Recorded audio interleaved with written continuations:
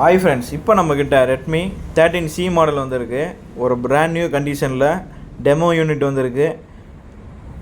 8+, 2GB RAM, 256GB ஸ்டோரேஜில். அதிக storage வேணுங்கிறவங்க low ப்ரைஸில் இது ரொம்பவே நல்லாயிருக்கும்.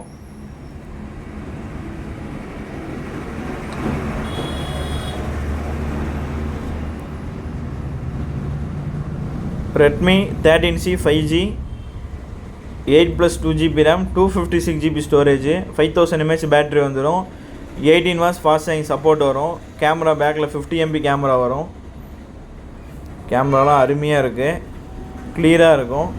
ப்ரிண்ட்டும் அதே மாதிரி தான்.